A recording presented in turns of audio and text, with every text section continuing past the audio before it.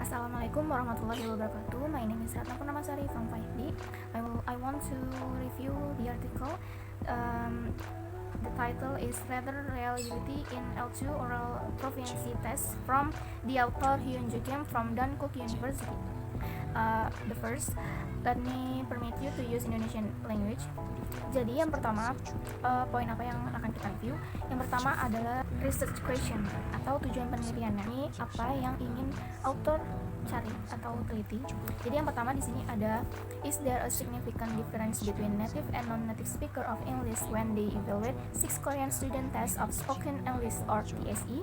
Picture description test using holistic and analytic rating scales. Yang kedua, is each analytic rating scale similarly in the process of holistic rating of Korean student TSE? Picture description test.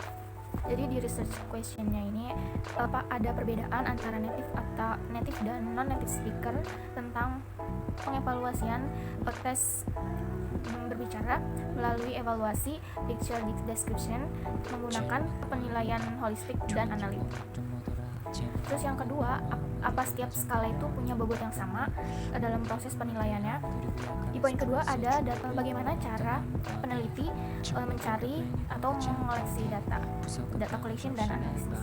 Jadi yang pertama, di data collection penulis memilih a single factor experimental design yang berulang-ulang, dan semua unit test dilakukan dengan menggunakan statistical packaging for social science or SPS di Windows versi 12, dan sample speech dikumpulkan dari peserta tes Korea dan dia menggunakan 6 TSE speech tape di berbagai tingkat kemahiran yang disediakan oleh Educational Test Service atau layanan pengujian pendidikan ATS. Penelitiannya menggunakan picture description test agar nilai tes yang didapatkan bervariasi karena pengaruhi oleh latar belakang budaya peserta tes. Penulis menilai ke-6 peserta dengan memberikan waktu 10 menit untuk mereview dan memberikan penilaian yang menilai ketepatan bahasa, kosakata, pengucapan atau aksen, kecepatan bicara, organisasi, dan pemenuhan tugas secara terpisah. Dan di data analisisnya, penulis menggunakan teknik one-way analysis of variance or ANOVA yang berulang untuk menganalisis pertanyaan penelitian. Dan semua percobaan yang dilakukan dalam penelitian ini menggunakan SPSS yang tadi atau Statistical Package for the Social Science. Dan indeks yang akan diamati dalam penelitian ini adalah nilai F ANOVA. Koefisien korelasi yang menggunakan SPSS akan menunjukkan apa hubungan antara peringkat holistik dan analitisnya.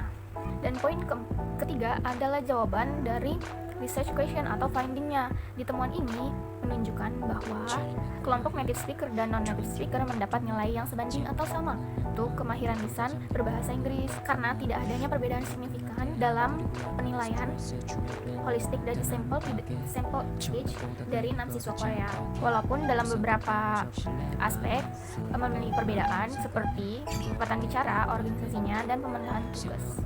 Untuk research question yang kedua telah terjawab bahwa semua tabel di artikel ini tidak menunjukkan banyaknya perbedaan, hanya 1-5 poin saja yang berbeda. Dalam artikel ini, di author mengatakan bahwa tidak adanya hubungan antara latar belakang peserta untuk kemahiran berbahasa Inggris karena terbukti di artikel ini bahwa tidak adanya significant score yang berbeda antara non-native speaker dan native speaker. Dan penelitian ini menunjukkan evaluasi kemahiran berbahasa Inggris dapat dilakukan oleh penilai dari non-native speaker yang telah terlatih dan mendapatkan pelatihan yang baik. Berdasarkan penelitian ini, menurut saya bahwa saya dapat melakukan penelitian berdasarkan acuan dari instrumen-instrumen yang ada di artikel ini untuk menilai atau meninjau bahwa penilai dari Indonesia dapat juga untuk mengevaluasi kemahiran berbahasa Inggris di Indonesia. Terima kasih. Wassalamualaikum warahmatullahi wabarakatuh.